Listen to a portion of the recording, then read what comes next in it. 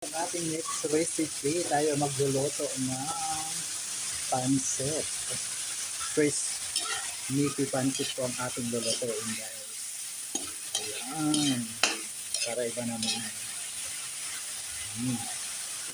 So yun, guys. Sasasain muna ang ating sahog. Ayan.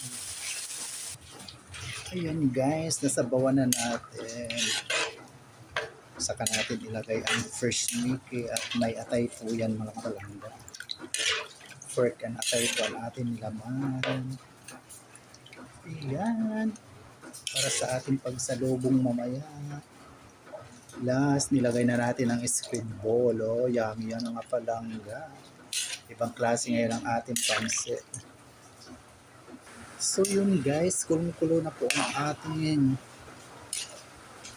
pansitan. Yan. Yan mga palangga. Lagay na natin ang ating gulay. Yun.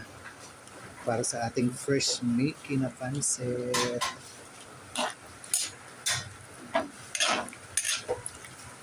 Yun po. So yun, haluin natin ang haluin para maluto sila.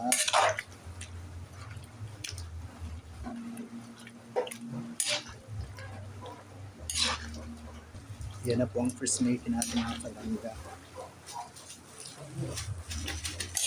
Yun. Ayan guys. So yun po mga palangga. Isa sa mga recipe natin na para sa lagay sa ating mga pagkainan. Yun.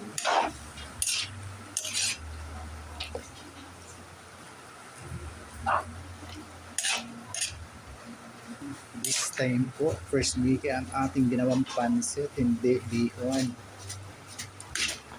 So yun guys, sana busy rin kayo sa inyong kusina para mag-prepare din ng pagkain yung ngayong pagpasok ng media notes. Ayan.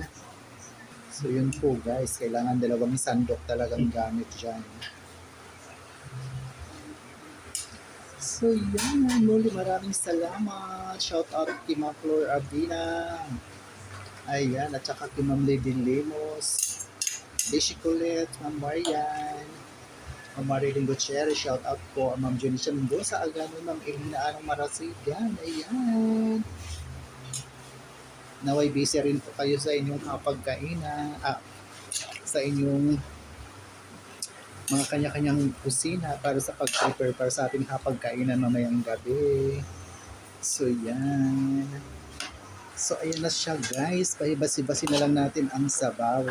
Kasi ang pancit gisado talagang kailangan mabasa-basa naman. Ayan. Muli maraming salamat. See you sa next video mga palangga ko. Happy New Year po sa ating lahat mga palangga. Ayun, sana okay rin po ang inyong kapagkainan para sa pagsalubong ng media noche mamaya. Bye! So, ayan na siya mga palangga. Luto na. Ayan. Muli maraming salamat. Bye!